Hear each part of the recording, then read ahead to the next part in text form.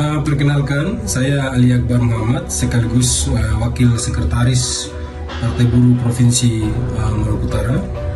Partai Buruh merupakan satu di antara partai yang lain yang kemudian menjadi partai pengusung Sherly Sabrin pada Pilkada tahun 2024. Pernyataan Sherly Laos yang diberitakan oleh media Halio Raid, ia mengatakan bahwa investasi harus dijaga iklimnya biar stabil.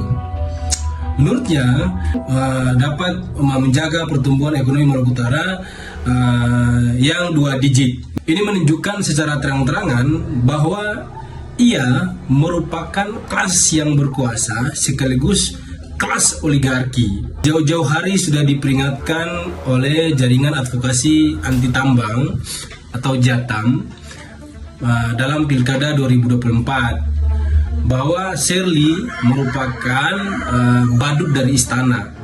Tapi bagi saya dia bukan cuma badut, tapi dia adalah kekuatan oligarki sebenarnya, dan itu dia tunjukkan secara terang-terangan akhir-akhir ini.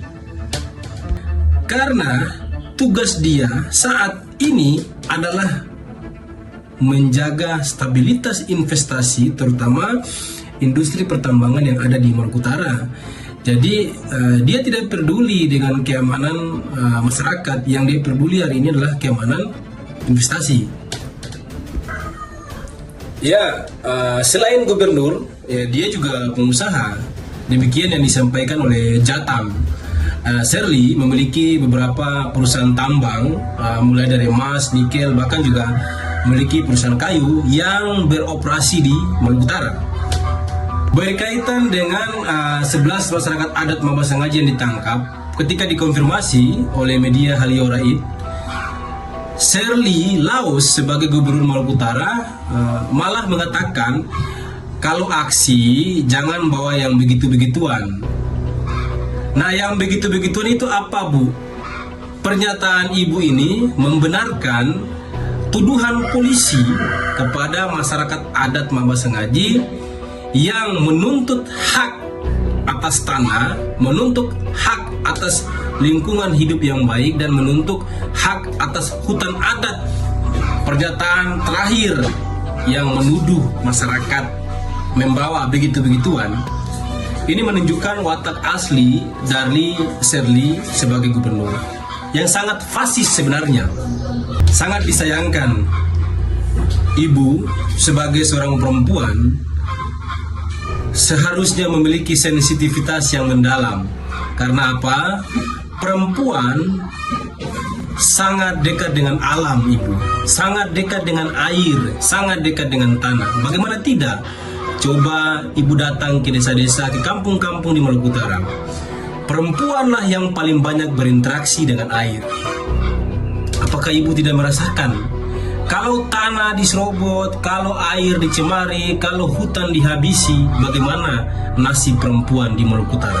Bagaimana nasib masyarakat Maluku Utara 10-20 tahun ke depan? Tanpa rakyat, investasi itu tidak ada apa-apanya, ibu. Tanpa buruh yang bekerja di perusahaan-perusahaan tambang, tidak ada akumulasi yang besar sehingga melahirkan pertumbuhan ekonomi di Maluku Utara menjadi 2 digit atau bahkan tertinggi di Indonesia. Dengar baik-baik itu, ibu. Terakhir, ibu, saya mau bilang kepada Anda sebagai gubernur Maluku Utara bahwa kemenangan Anda pada Pilkada tahun 2024 bukan karena kecerdasan konsultan politik Anda atau upaya yang kuat dari partai-partai pengusung. Tapi ibu harus ingat, kemenangan ibu merupakan keresahan rakyat Maluku Utara selama ini yang muak terhadap pemimpin-pemimpin sebelumnya, sehingga mereka menganggap Sherly Sabrin merupakan saluran alternatif dari ketidakpercayaan rakyat terhadap figur-figur sebelumnya. Ingat, Anda diamanatkan oleh rakyat, dipilih oleh rakyat, maka tugas seharusnya sebagai seorang pemimpin adalah bagaimana agar rakyatnya aman, bukan bagaimana investasi itu aman, Ibu.